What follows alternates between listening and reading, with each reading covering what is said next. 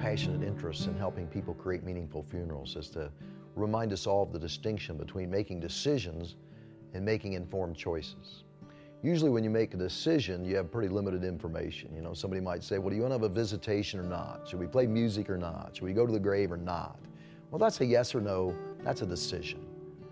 But the more you find a caring funeral director who does this frequently and has knowledge to help inform you, then there's a distinction they can help you make between a decision and a choice, because a choice is about increasing your knowledge.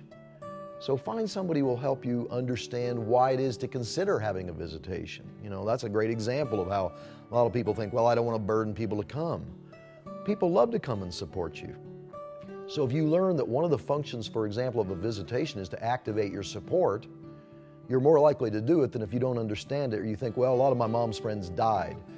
Well, a funeral's for the living. What about your friends? They may not have even known your mother, but they want to come and support you. When you see them come through the door, you'll never forget how important it was to you that they cared enough to show up for you.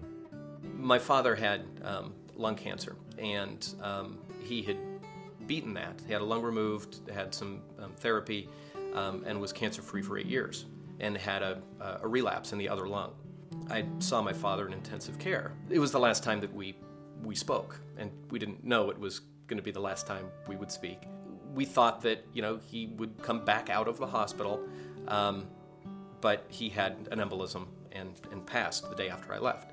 As my father wished, they did a direct cremation. It's what my mother said to the funeral home he wanted. It's like, he didn't want to be a burden. He wanted to be cremated. Let's just do this.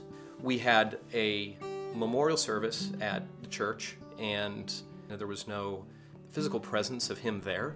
It was in the church, and us 3 children got up and spoke, and my mother spoke. And many of the people in the church didn't know my father. It wasn't as much a memorial of him as it was sort of an introduction to people who didn't know him well, which was kind of odd. I imagine that having a dialogue with a funeral director is probably the best thing to do, and have an open conversation with them. And while my father may have said, yeah, I want it to be over with, quickly. I want everybody to move on. I would hope that people would ask, like, how can we do that, but also some of these other things? Hopefully you can find an expert that can field your questions, and you can have a good dialogue with that's two-way, and they can be a consultant for you and an advisor.